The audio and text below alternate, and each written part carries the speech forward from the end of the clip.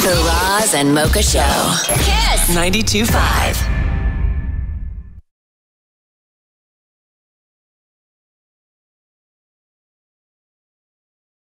You ready? I am ready. Ellen, how are you? It's so good to see you again. I'm good, thank you, and likewise. I've only had the chance to watch one episode, and I'm in love with the show so far. And I'm a huge fan of Sex and the City, so I think when you're like a massive fan of that show, to be a big fan of this show is a huge compliment. It flows so well. It must have been so much fun to be a part of. Yeah, it's been a lot of fun working, and we're shooting in New York City, so it's a really great place to be and to learn more about these characters and to see how Carrie developed her sense of self. It's her formative years before moving into Manhattan, and we see Carrie Bradshaw and her the friends she hung out with in high school, and we see her sort of figure out who she really is. And I think it's a really great show. Have you always been a fan of the show, or are you like now watching it all the time? No, I mean I watched the whole series after we shot the pilot, because I knew of Sex and the City, but I never really watched it. So I had a really fun homework project in the summer where I just sat down and watched the entire series. I did that once. When you watch it back to back like that, there's a lot of men. There's a lot of men, a lot of drama, and I'm just like, man, this girl just has it hard, and yeah. But yeah, no, it's one of those shows that I feel like it's so relatable to, like it's a show that's fun, but is also a good representation of of people. And it's interesting though, because normally with shows, it sort of goes in chronological order.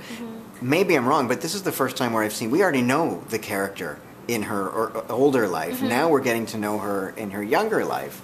So it's interesting because we already know the backstory. Yeah, well, I think this is the great thing, because Carrie Bradshaw, that character, has left such a legacy, and I think at that time it was so refreshing to see a woman with such an unabashed confidence grace the screens, and to just come out and just to really be confident in who she was, and stand up for herself, and to really know what it is that she wanted in her life, and still also was figuring it out so at the same time. But like, it's great to see that character, and now you can see her before all of that, and to see how she developed into that amazing, and how vivacious, her friends tainted her dating life. Yeah, or not her friends, but boys, men. The friends don't taint your dating life. Men taint your dating life. Cheers to that. Cheers. Has there been praise from the stars of the Sex and the City show for this one? Have you heard from the Sarah Jessicas and all that? Sarah Jessica Parker had written a lovely note to Anna Sophia Robb, Miss Carrie Bradshaw, so that was really sweet, and I know Anna Sophia really appreciated that. So now, are you always comfortable talking about men and relationships, or did you have to sort of change your demeanor for the character you play in this? I'm comfortable talking about it if it's scripted. Yeah. You tell me what to say. Fair enough. I'm the same way. Yeah. Was it easy for you to fall into this character? Did you love doing that? Like, you're playing the best friend role. Yeah, I mean, the reason why I fell in love with this role was just, I literally, the second I read the script, I just felt like I could really relate to her. And I saw it as also an opportunity for me to play the girl I wanted to see growing up, that I never really got to see grace the screens. Someone who I could really relate to, who has, the pressures of home and has a different life at home. I mean, she's Chinese American, and it's set in the 80s, and so there's a clash between the world that she lives in at home and with the world that she goes to school in, and there's a difference in that, and I'd like to be able to open that up a bit more too.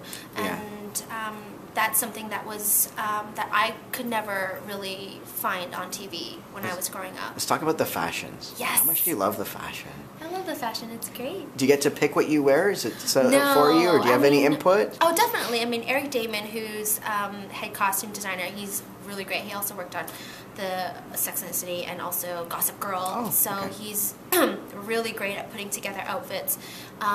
My character, though, she's definitely more practical in her wear, but I think that's also very indicative of her personality. It's who she is, and And I think that, you know, we learn with her, she learns about fashion also throughout the show and changes with that.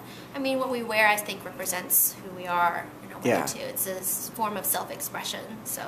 Do you have to have watched the previous show to enjoy this one, or can you just dive right in and really get to know everybody? I think you can just dive right in and get to know everyone in the Carrie Diaries.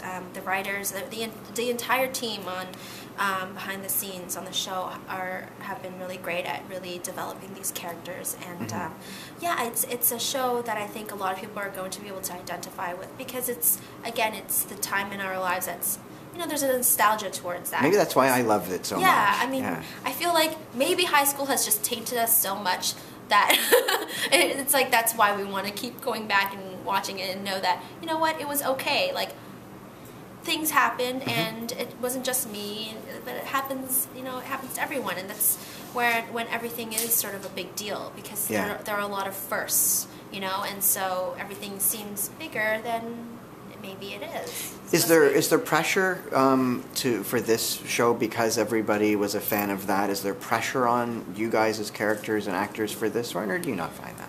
No, I don't feel like there's any pressure at all. I mean, Sex and the City was a great show, but the Carrie Diaries is also another entity on its own, and we're not trying to be Sex and the City.